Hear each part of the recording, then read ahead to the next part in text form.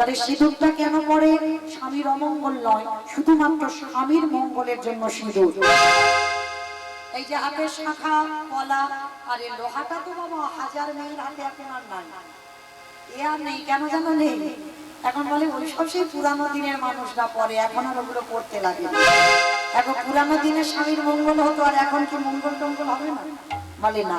শীতের সিঁদুর, হাতের শাখা, এই যে লোহা পলা, এই কটা সম্পদ তোমার স্বামীর মঙ্গলের জন্য, তোমার জন্য নয়। তোমার ভালো দেখতে লাগবে ওর জন্য সিঁদুর নয়, শাখা পলা লোহা পড়বে তোমার ভালো হাত দুটো দেখতে লাগবে ওর জন্য নয়। তাহলে কেন? তোমার স্বামীর মঙ্গলের জন্য। তাহলে তুমি যদি স্বামীর মঙ্গলে চাও, তাহলে বাবা ওই বাজার থেকে লিকুইড মাথাতে দিও না, একটু সিঁদুর কিনে অন্তত মাথাতে দিও।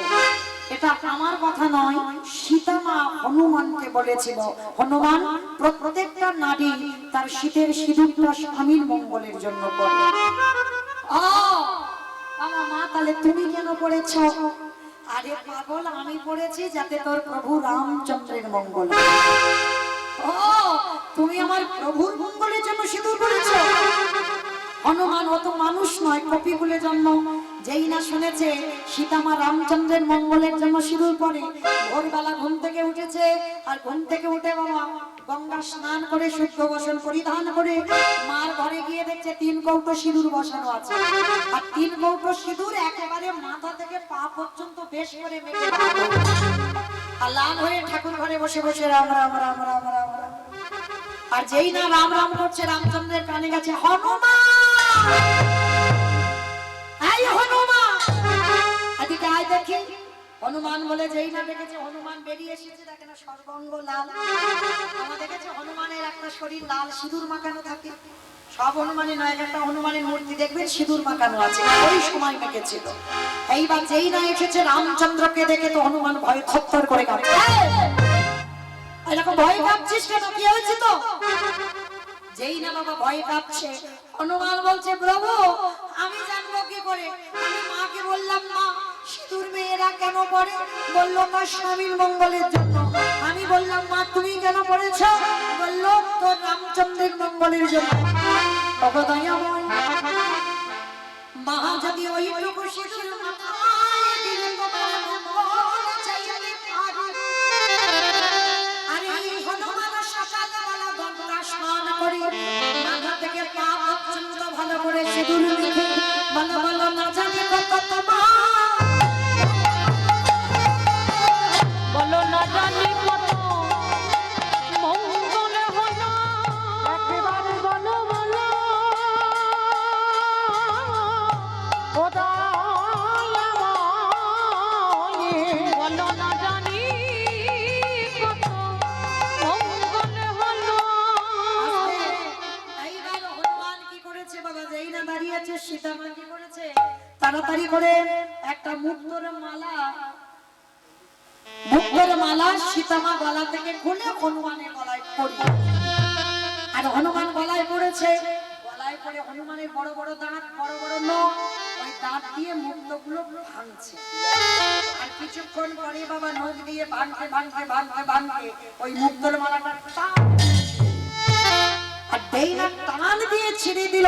সঙ্গে সঙ্গে আমার সীতামা রেগে গিয়ে, এই জন্য তোকে বলে তুই হনুমান। হনুমানের গলায় কোনদিন মুক্তোর মালা সাজে? যেই না কথাটা বলা, হনুমানে কেঁদে বলল, এই জগতে সবাই আমায় হনুমান বলে বলো, কিন্তু মা ও গো মা,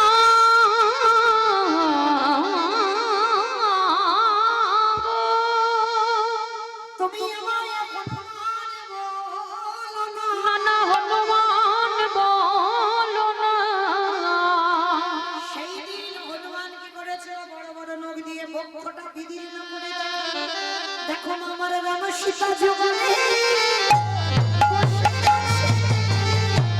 ওই না হৃদয় মন্দিরে,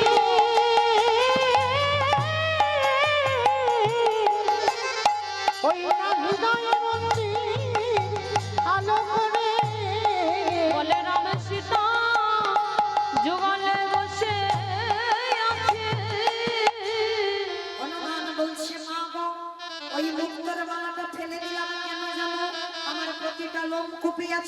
সীতার নাম। ওই মালাতে ভালো করে দেখলাম যে মালাতে রাম সীতার নাম নাই, সে মালা তো হনুমান গলায় পড়ে না।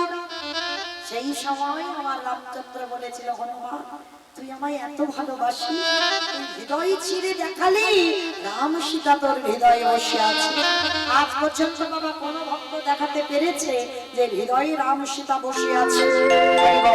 তাহলে এদের কপিকুলে জন্ম, এরা পারলো ভগবানকে সেবা পূজা করতে, আর আমরা মনুষ্য কুলে জন্ম নিয়ে আমরা পতিত হয়ে পড়ে রইল।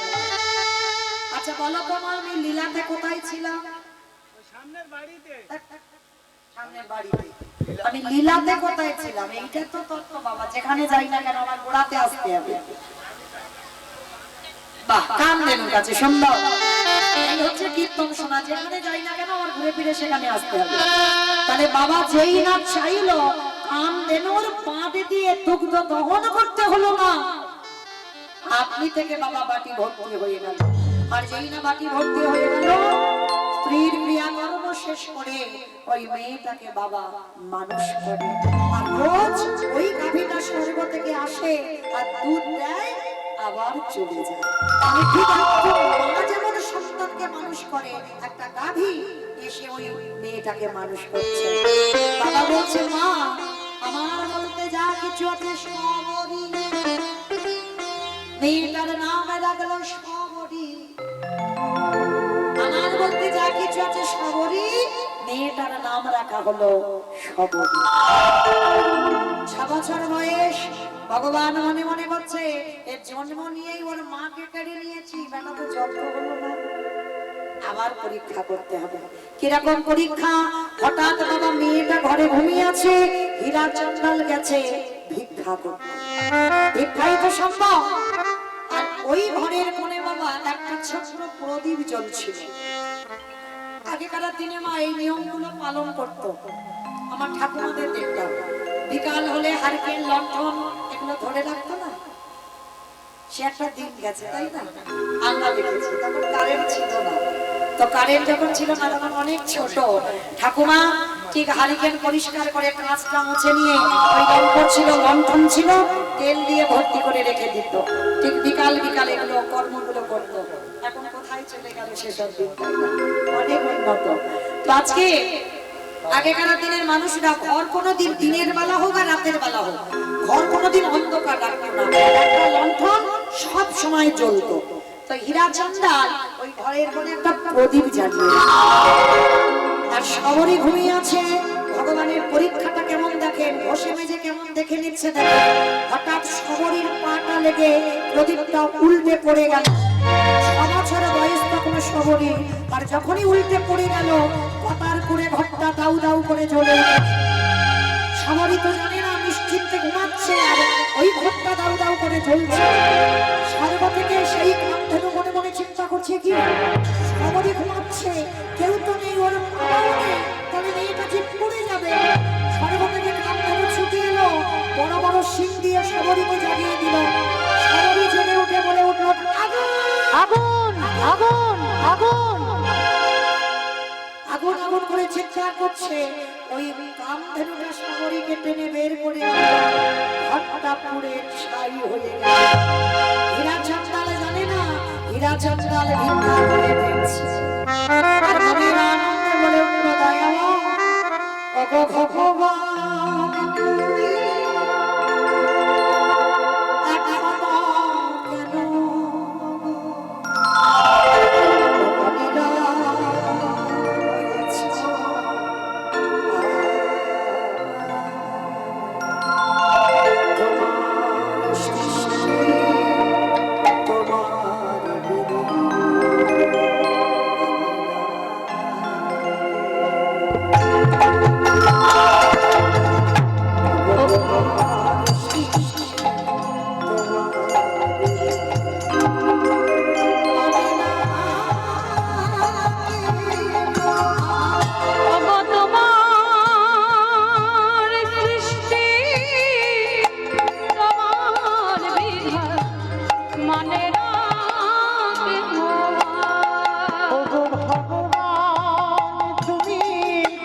এখনো কেন গো নীরব হয়েছ?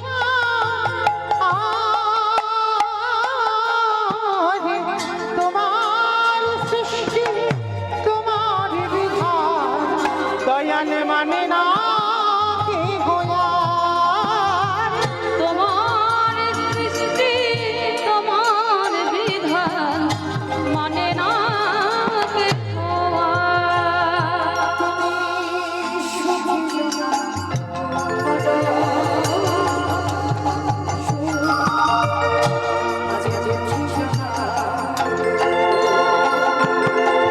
তোমার সৃষ্টি তোমার বিধান মানে না কে তোমার সৃষ্টি তোমার বিধান মানে না কে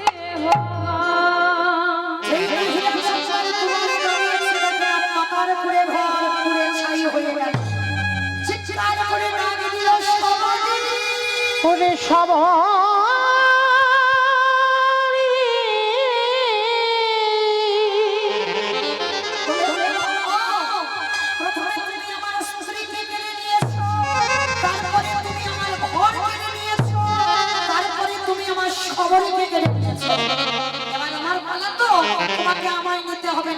আমি আসছি তোমার ওই সরজরি জলে আমি প্রাণ ত্যাগ করবো। এরা চন্দ্রাল সবে ধাম দিতে যাবে আর হঠাৎ দেখলো কি জানো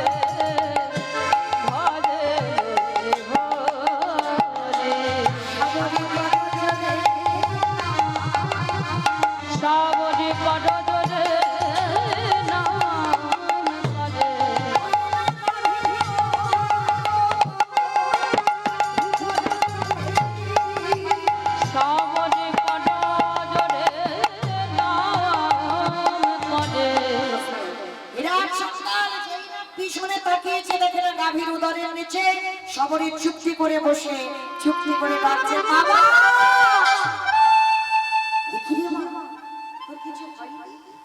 হবে কেন দেখতে পাচ্ছ না আমি কার নিচে বসে আছি? সেই যে কামধেনুটা সবরীকে উদরের নিচে চুপটি করে আগলে রেখে দিয়েছে। ঠিক মা যেমন সন্তানকে আগলে রাখে, গাভীটা আমার সবরীকে আগলে রেখেছে। এটাই ভগবানের প্রতি আমাদের বিশ্বাস রাখতে হবে। আর এই পৃথিবীতে যাদের বিশ্বাস নাই তারা এ জীবনে কেন কোন জীবনেই পবিত্র কৃপা হবে। ভগবান পেতে গেলে আগে বিশ্বাস লাগে। এই বিশ্বাসের কথা বলতে গিয়ে বাবা মনে পড়ে গেল জানো, পঞ্চ পাণ্ডবদের মা ছিল কুন্তি। আর এই কুন্তির 5টা ছেলে ছিল, যুধিষ্ঠির, ভীম, অর্জুন, নকুল, সহদেব। নকুল সহদেব ছিল মাতৃর সন্তান, কিন্তু মাতৃর মৃত্যুর পর ত্রিভুবনে জেনে গেল কুন্তির 5টা ছেলে। আজকে কি করেছে? প্রত্যেকদিন মা 5টা ছেলেকে পর পর খেতে দেয়। যুধিষ্ঠির আগে সেবা পায়, ভীম, অর্জুন, নকুল, সহদেব পর পর সেবা পায়। তো আজকে যুধিষ্ঠির বলছে, ও মা আজকের আমার খুব একটা খিদে নেই। ভাইরা এই জায়গাটা খুব ভালো করে শুনবেন, বিশ্বাস কাকে বলে? এই বিশ্বাসটা আপনাদের আমাদের নেই, ওই জন্য কৃপা পাচ্ছি, এটাকে আগে রাখতে হবে। আজকের যুধিষ্ঠির বলছে, আমা আমার ভীম ভাইয়ের বড্ড খিদে পেয়েছে, আগে আমার ভীমকে খেতে দাও। আরে বাবা ঠিক আছে, তুই যখন বলছিস আগে ভীমই খা, তা সেই দিনে আমার ভীমের এত খিদে পেয়েছিল, যা যা রান্না করেছে বাবা ভীমকে দিয়েছে, ভীম একাই সব খেয়ে নেয়। মানে আর অন্য ব্যঞ্জন কিচ্ছু রান্নাঘরে পড়েনি। মা কুন্তি রেগে গিয়ে বললেন, তোকে কি কোনোদিন আমি খাইয়ে উদর ভর্তি করতে পারি? এমন সন্তান আমি একটা জন্ম দিয়েছি যার উদর কোনোদিন ভর্তি হয় না। হ্যাঁ তুই তোর এত খাই খাই কিসে? সবসময়ের জন্য শুধু খিদে খিদে আর সবসময়ের জন্য বেশি বেশি খাওয়া। একবারও তোর ভাইদের কথা ভাবলি না, আমার কথা ভাবলি না, এত তোর খাই খাই।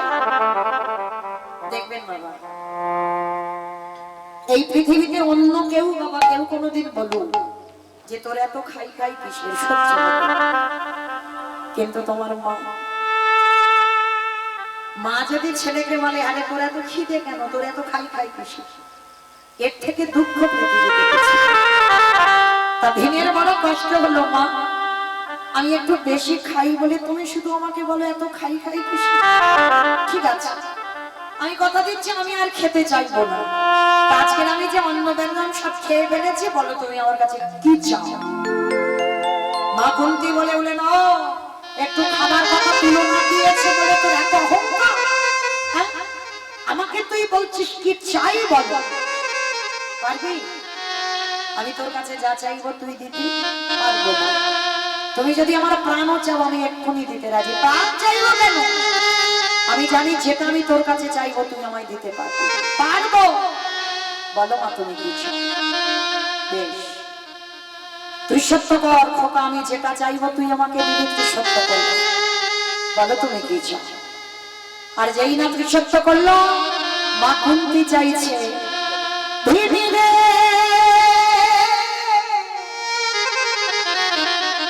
এই হস্তিনাপুর থেকে কৃষ্ণ দ্বারকায় চলে গেছে। চাওয়াটা দেখে মা ছেলের কাছে চাইছি ক্ষণকালের জন্য আমার কৃষ্ণকে আগেবার আমার কাছে দিবে।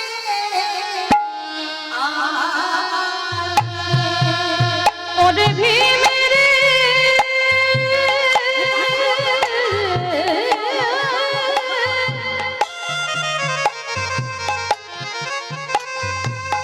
ওরে দিতে যদি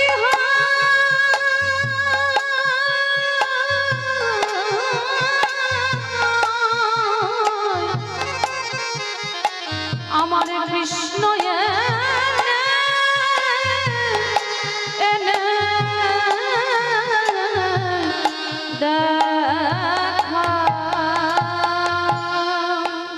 অনুভব করবেন বাবা, এগুলো কিন্তু শুধু কথা নয়, এগুলো শুধু তথ্য নয়, একটু অনুভব করতে হবে। মা ছেলের কাছে চাইলো, কৃষ্ণ দ্বারকায় চলে গেছে, কয়েক মিনিটের মধ্যে কৃষ্ণকে আমার কাছে এনে দে। ভীম বলে বললেন ও মা, জগতে এত কিছু চাইবার ছিল, তুমি চাইতে পারবে না। তুমি আমার কাছে কৃষ্ণ চেয়ে বসে। কয়েক মিনিট কেন, কয়েক সেকেন্ড আমি তোমার কাছে কৃষ্ণ এনে হাজির করাবো। যুধিষ্ঠির বলল ভাই কি করে পারবে? হস্তিনাপুর থেকে দ্বারকা 3 দিনের পথ, অসম্ভব। 3 দিনের রাস্তা কয়েক মিনিটে কয়েক সেকেন্ডে আনা যায়? যায় দাদা। ভীম করজোর করে বলেছিল দাদা তোমার মতো আমার হৃদয়ে পাণ্ডিত্য নেই, আমি বেদবিদ্যা কিছু জানি, আমি মন্ত্র জানি না। তবে দাদা যেটা জগতে জানে ভীম শুধু খেতে জানে। আমিও কৃষ্ণকে ভালোবাসি। দেখো না কি করে আমি কৃষ্ণকে আনি, কি করে আনবি তুই দেখো না দাদা। ভীমের হাতে ছিল 80 মণ ওজনের গদা। ওই 80 মণ ওজনের গদাটা মাথার উপরে 3 বার ঘুরিয়ে গদাটা একেবারে সুন্দর করে, আর গদা যদি ছুঁড়ে দেয় বাবা গদা কি আটকে থাকবে? গদা তো নিচে ঘুরতে ঘুরতে নামবে, আর যে সোজাসুজি পড়বে। ভীম কি করেছে জানো? ভীমের মাথাটা সেই সোজাসুজি পেতে দিয়েছে, আর পেতে দিয়ে শুধু একবার কৃষ্ণকে ডাকছে, কৃষ্ণ রে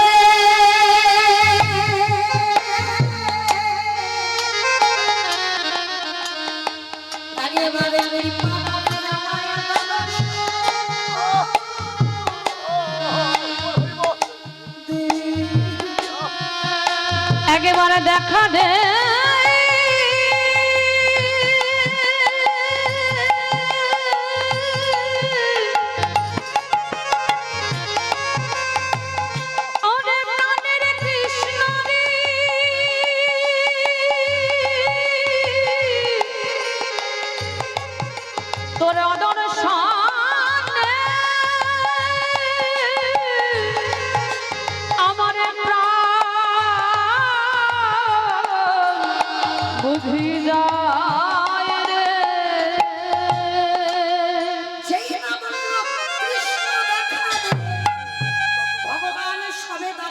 সিংহাসনে বসবে। আর সত্যভামা রুক্মিণী দেখছে প্রভু সবে হস্তিনাপুর থেকে দ্বারকায় এসে বসেছে। আবার সঙ্গে সঙ্গে উঠে বাবা হস্তিনাপুরের দিকে রওনা হচ্ছে। সত্যভামা রুক্মিণী বলছে প্রভু তুমি কোথায় যাচ্ছ? ওই সময় সত্যভামা, ওই সময় রুক্মিণী আমি যদি না যাই, ভীম যদি বেঁচে না থাকে ধৈর্য ধরে উরুভঙ্গ করবে। আমি যদি না যাই, ভীম যদি বেঁচে না থাকে দুঃশাসনের বক্ষ চিরে রক্ত পান করবে। আমি যদি না যাই, ভীম যদি বেঁচে না থাকে ধর্মরাজ্য প্রতিষ্ঠা করবে। আমি আসছি সত্য, আমি আসছি রুক্মিণী, একটু দাঁড়া।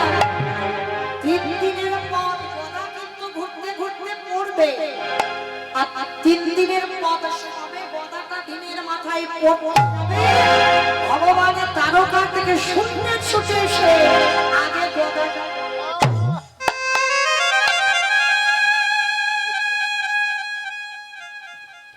এক হাতে গদা ধরেছে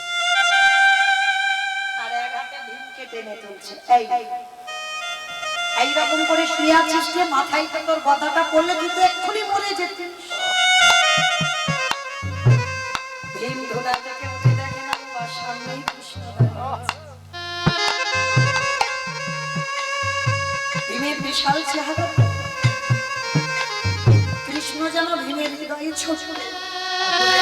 তোমার কাছে তো কোনোদিন কেঁদে বলিনি আমার স্ত্রী দাও, আমি তো কোনোদিন বলিনি আমার সন্তান দাও। দিয়ে যদি সব কেড়ে নেবে কে বলেছিল তোমায় দিতে? আমায়রা বলো তো, একদিনের একটা বাচ্চা দেখে যদি বাবা মারা যায়, মা কিন্তু মানুষ করতে পারবে। একদিনের বাচ্চা জন্মেছে, সেই দিন বাবা মরে গেল, মা কিন্তু পারবে ছেলেকে। আর সন্তান জন্ম দিয়ে যার মা চলে যায় মানুষ হয়, তবে মানুষের মতো মানুষ ভালো তোমার সবাই বাসবে, তোমার মার মতো করবে। আর একবার যদি হাজার দিন কাঁদলেও সে মা তুমি আর ফিরে পাবে। আর যার মা চলে যায় তার পৃথিবী থেকে চার পাঁচটা অন্ধকার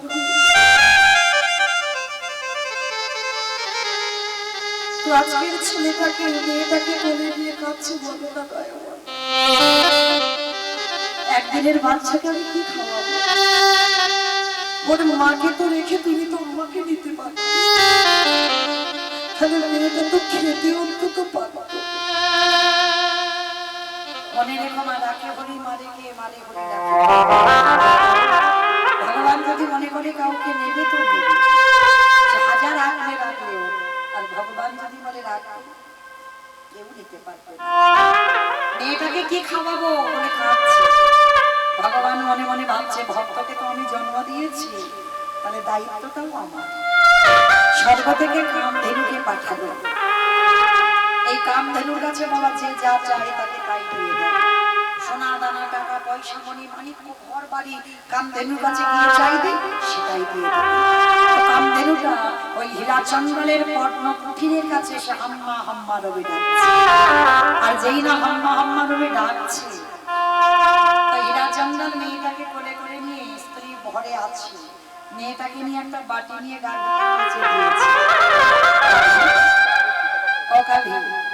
একবার কৃপা করে আমার এই মেয়েটাকে একটু খাওয়াবো, একটু দুধ দিবি। কি গো মায়েরা, আমরা মানুষ হয়ে মানুষের উপকারে লাগি না। আস্তে মানুষ হয়ে মানুষের উপকারে লাগি না। মানুষ হয়ে এখানে যদি ঝগড়া ঝামেলা হয়, সঙ্গে সঙ্গে বাবা কোথা থেকে এখান থেকে পালিয়ে যাবো সেই চিন্তা ভাবনা। সবাই কিন্তু ঝগড়াতে মাথা দেবে। এখানে কোনো দুর্ঘটনা ঘটলে আগে বলবে বাবা পালাইছো, বাবা ওতে মাথা দেওয়ার দরকার নেই। এটা মানুষে মানুষের। কিন্তু বাবা আমার ভগবানকে ভালোবেসেছিল তারা পশু পাখি, যাদের মনুষ্য কুলে জন্ম নয়, যাদের কপিকলে জন্ম ছিল ভক্তপ্রভার বীর হনুমান। দেখবেন আজ পর্যন্ত জগতে কোনো ভক্ত দেখাতে পারেনি হৃদয় ছিল রাম সীতার যুগল মূর্তি। পেরেছে দেখাতে? একজন ভক্ত করেছিল, যেটা আমার হনুমান। তবে দেখিয়েছিল একেবারে কৃষ্ণকে বুকে জড়িয়ে